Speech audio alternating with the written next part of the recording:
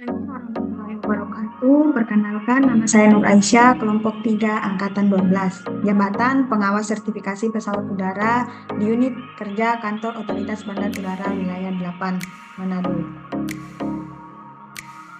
Di sini saya akan menjelaskan mengenai tugas 1 agenda 3, yaitu mengidentifikasi masalah di unit kerja.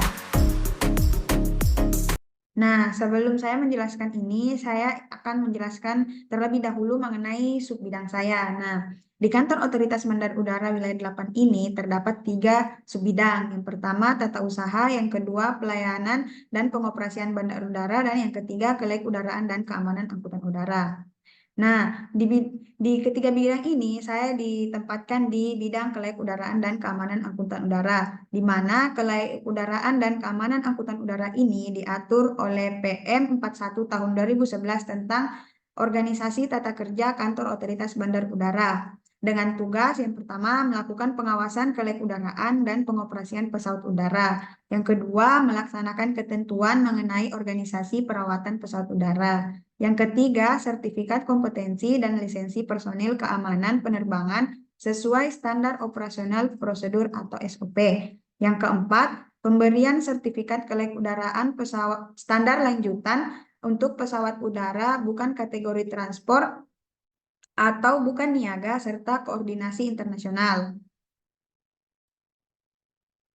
Nah, kemudian mengidentifikasi 3 masalah di unit kerja.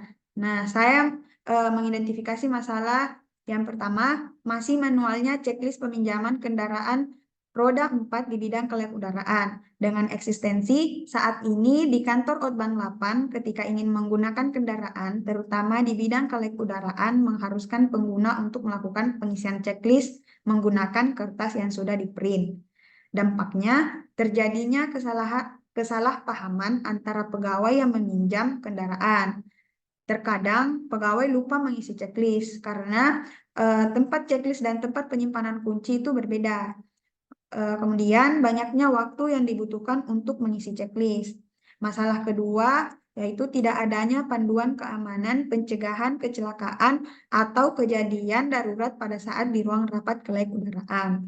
Eksistensi di dalam ruang rapat tersebut tidak terdapat prosedur mengenai jalur-jalur yang harus diketahui setiap orang yang berada di dalam ruang rapat ketika terjadi keadaan darurat seperti gempa bumi, letusan gunung, atau bahkan bencana alam lainnya.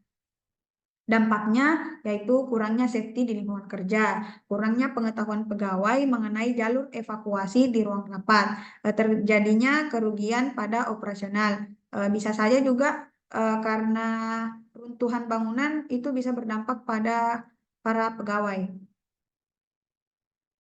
Kemudian masalah yang ketiga yaitu masih manualnya sistem administrasi kelek udaraan terutama pada pembuatan nomor surat di bidang kelek udaraan. Eksistensi saat ini sistem administrasi seperti surat keluar dan surat masuk di bidang kelek udaraan masih menggunakan buku tebal yang berisi nomor surat sehingga membuat admin tampak kewalahan ketika terdapat banyak surat yang masuk maupun surat yang keluar. Dampaknya buku yang digunakan bisa saja basah, hilang atau dan terbakar.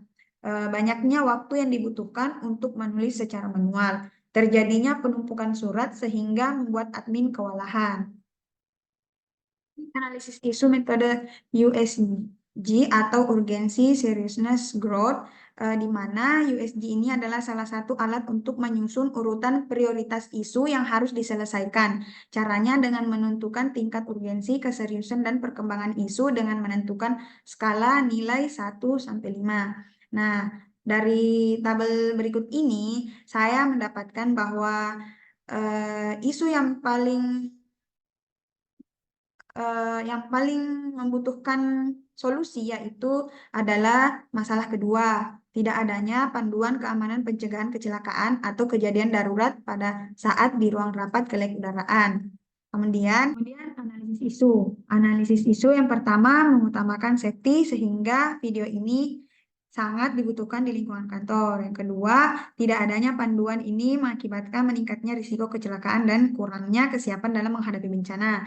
Yang ketiga, menciptakan kerjasama yang baik sehingga mengurangi risiko kecelakaan kerja. Yang keempat, kurangnya informasi dapat mengakibatkan kebingungan dan panik sehingga menghambat evakuasi.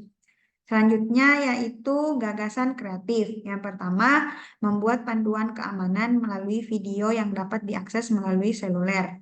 Yang kedua, membuat video mengenai langkah-langkah pencegahan kecelakaan dan keadaan darurat di ruang rapat.